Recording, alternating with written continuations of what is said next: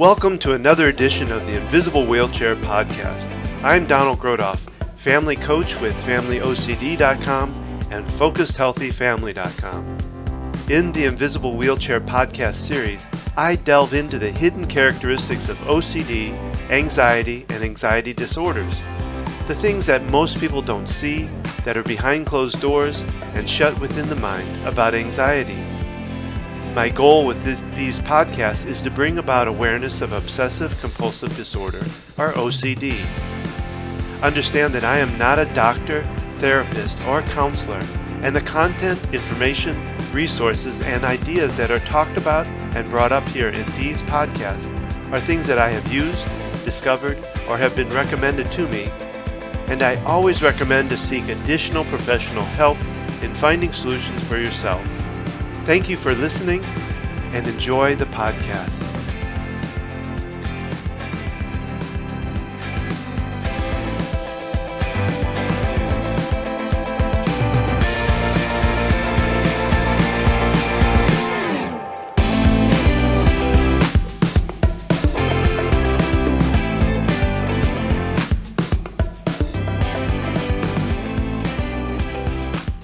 This podcast was recorded September 7th, 2017.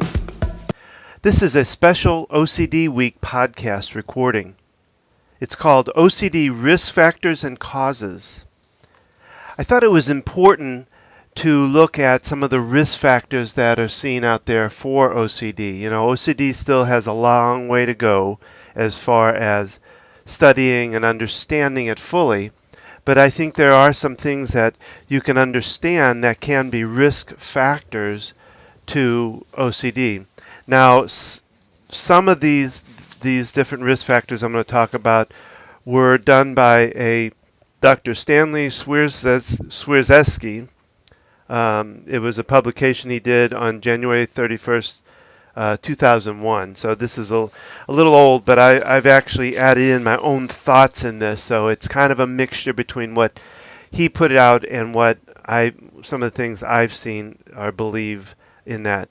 And so he talks about these risk factors. He does three of them. He does heredity, postpartum periods, and environmental stressors. Now I've added in viruses, illnesses, and then anxiety and anxiety disorders.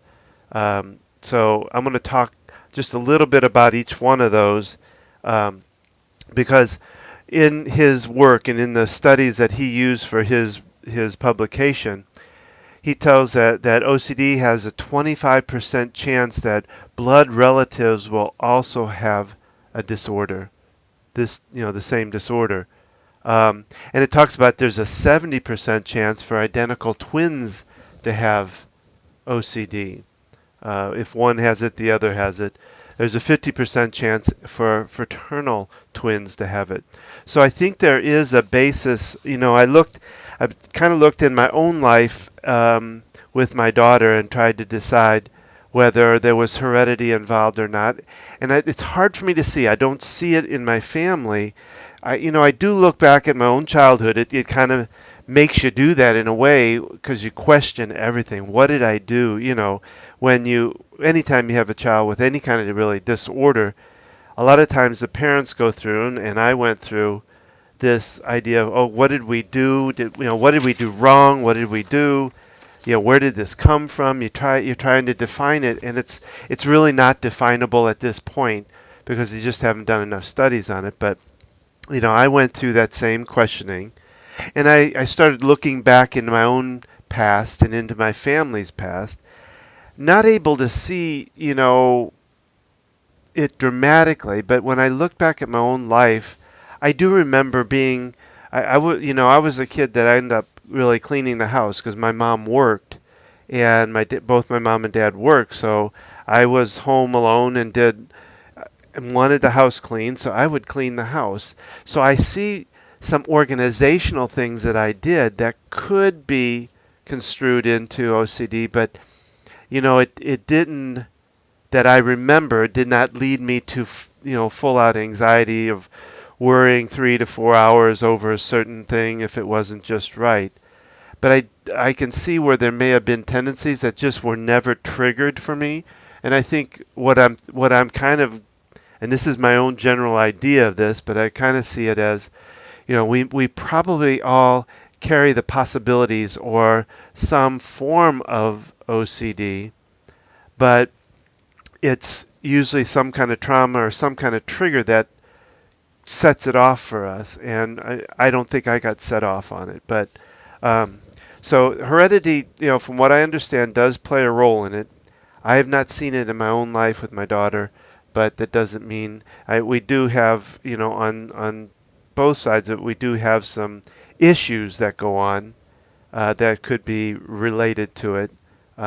So I think it is there is a lot of opportunity there that it could be there could be heredity that plays into it, but there's still a lot to be studied on it. In his report, he talks about postpartum periods too, where here I'll read. Women with OCD may experience a worsening of symptoms during pregnancy and postpartum. Recent studies suggest that fluctuating hormones may trigger symptoms during pregnancy. Reports that OCD in 30% of women observed. So I've always heard that it's more of a female thing, but I don't think that's necessarily true.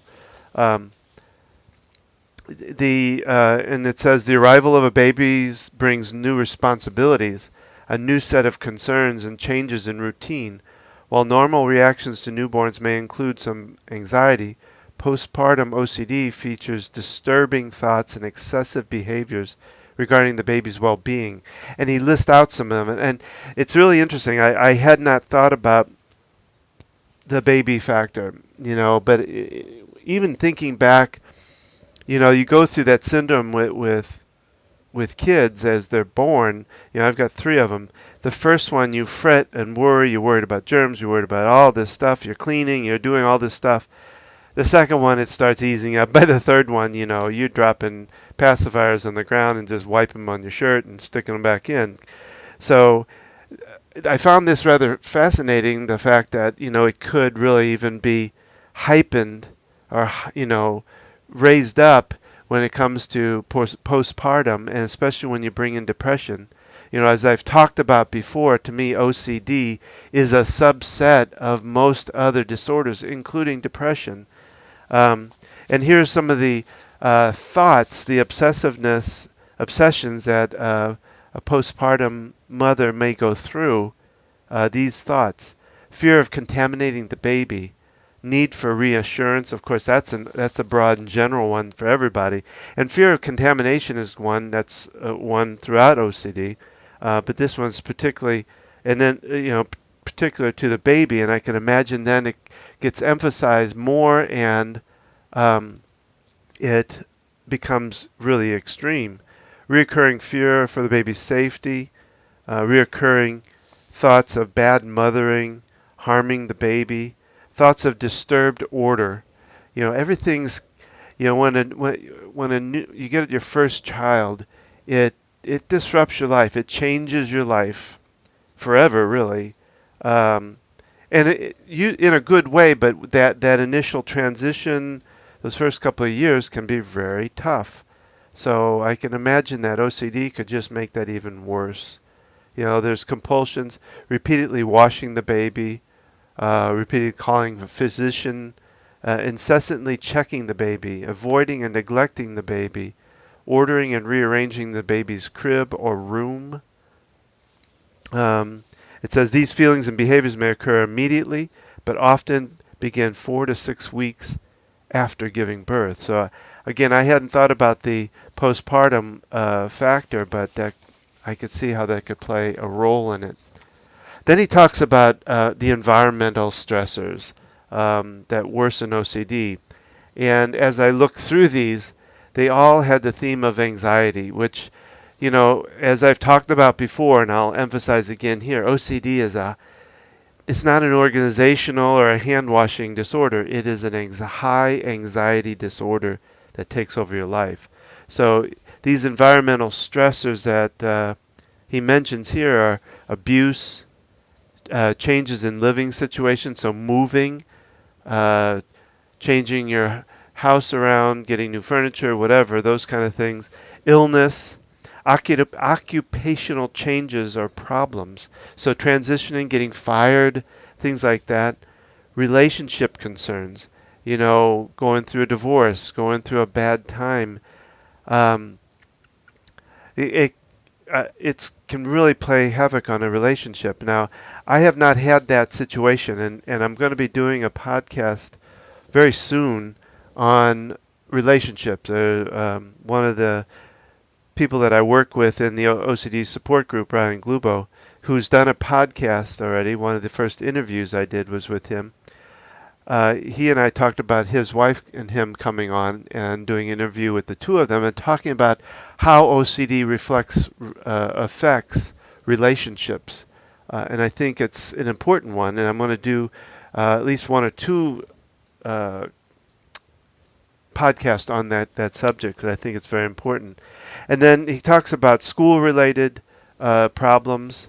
That to me is very much environmental. Taking tests can become excruciating. So again, all of these stressors, these environmental stressors, are, I think, anxiety based, which is again all about um, OCD. Now, I added into this list viruses and illnesses because in the last probably 10 or so years, they've come to a point with, they started out as a theory that OCD could be caused by, first it started out as streptococcus or strep throat. And that's how my daughter got into it. That's what happened with my daughter. At least that's what we saw, what we believe. There's no complete, solid, firm way to say that for sure with anybody, but she had strep throat about 3 weeks before this thing happened, and that's when they termed it as pandas. And there's a whole podcast on pandas and PANS, so I won't go into it dramatically here, but it's the sudden onset of OCD. And so I added that, and this was done in 2001. That was not a huge discovery then, even though I think it started back earlier than that. Early in the 90s was when it was first started to study the idea of the pandas, or this sudden onset based on a virus. And so they've gone from pandas, the idea that it's strep throat, to the idea that it could be other viruses that trigger the OCD. And then they've changed it to PANS. And again, there's a podcast in here on pandas and PANS. I'm not sure if it's featured yet, but it will be coming if it's not. So, and then I added in the idea of anxiety disorders, because again, I feel like the majority of the disorders out there, like autism and ADHD, OCD, um, some of the behavioral ODD, I believe it is, all have as a subset of them OCD. So I think there's a risk factor if your child or a person has ADHD, or that OCD can start taking over. And like I said, I've seen it firsthand with clients and people I've worked with, that it plays a big role in it also. So that's one of the reasons I really decided to delve into OCD, besides the fact of my daughter, is that I feel that it's so prominent, but so unknown and so unstudied at this point. It's getting more studied, but anyway. So we talked about the causes here. I mean, the risk factors. Now let's talk about the causes. Um, you know, this talks about the abnormal. He talks about in his report the OCD causes the biological factors, including brain structure and activation, that are associated with OCD. He goes into a lot more. He talks about the abnormalities of the frontal lobe, the basal ganglia, and the cingulum are common in people with OCD. And these are all again, I'm going to use this in my common terms, not official terms, but the way I understand it, and really he kind of talks about here is that there's miscommunication. There's problems with serotonin uptake, where the neural pathways are firing off messages back and forth to each other. And I always say it that uh, with an OCD person, those messages get backwashed into the neural path. So they're not really they're supposed to go one way across to the other one, and the other one communicates back. And they get this loop that begins because it backwashes. So there are some issues with that. Um, I'm going to read this about the serotonin because it may explain it, but may not. Um, an abnormally low level of serotonin is perhaps the most well-established link between the brain and OCD. Serotonin is a chemical neurotransmitter that transmits information from one nerve to another throughout the brain. It is released by one synapse, a nerve ending, crosses a gap, and is picked up by another synapse. After a message is sent, enzymes in the brain clean serotonin out of the synapses. Drugs used to treat OCD, known as selective serotonin reuptake inhibitors, or SSRIs, increase and sustain serotonin levels and reduce or eliminate the symptoms. So in other words, what I'm understanding from this in my layman's terms, again, I'm not a doctor, but that serotonin is the thing that really kind of keeps it from backwashing or the message staying within that synapses, within that neurotransmitter. And so without that serotonin, some of that message comes back. And depending on how low the serotonin is how strong that OCD and those thoughts can be. So again, it helps in reading this, helped me define it even more to understand what's going on up there. Like I said, I always knew it was kind of a backwash situation, but it helps me because that's one of the things we had to do with my daughter was we had to adjust her serotonin level and her GABA level and some of the other enzymes that are up there. And so one of the things I will suggest to you, and I've talked about this before, is that you do deeper testing than just um, what basic stuff they do in the medical world. A lot of times medical doctors don't go deep into it to really get down to the enzymes and all of that to get into the GABAs and to figure it out. And that's what really needs to happen to understand OCD.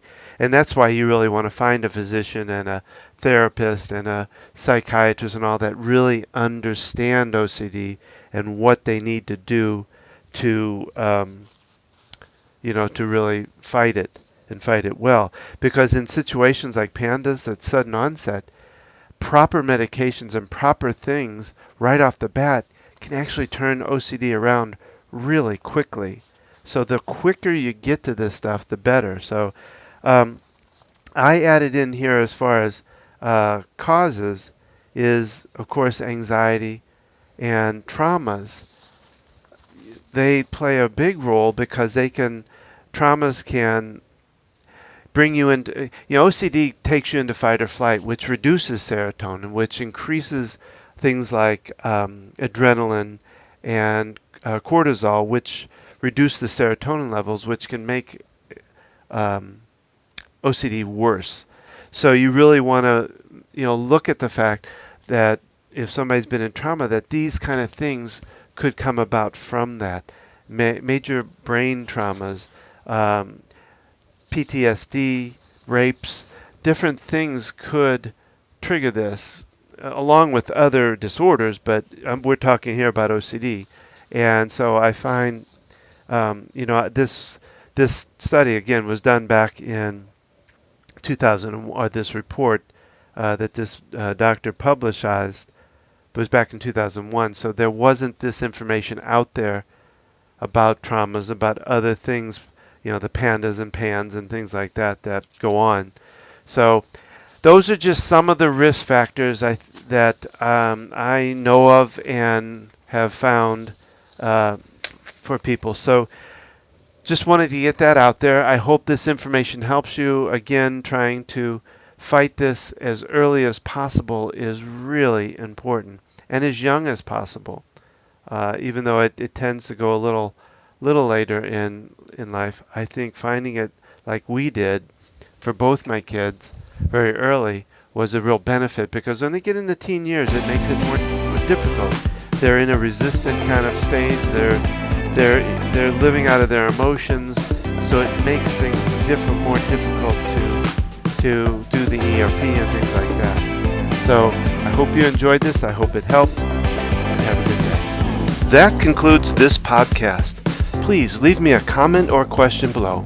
That gives me good direction where to go on future podcasts. I would love to hear your invisible wheelchair stories if you're willing to share it. If you would, go to invisiblewheelchair.com and click on Tell Your Story. I want to remind you that OCD, obsessive compulsive disorder, is treatable, and I can help you get past OCD. So if you have heard this podcast and others, and you feel like you need further assistance and would like to spend some time with me working through any issues you have, then feel free to book a session at focusedhealthyfamily.com or familyocd.com, or you can call me at 704-562-1630. I also offer $85 off initial discovery session if you mention that you heard it on this podcast. I hope you have enjoyed this podcast and will join me for the next one. Remember to keep tapping, talking, and transcending your life to new heights. Thank you, and have a great day.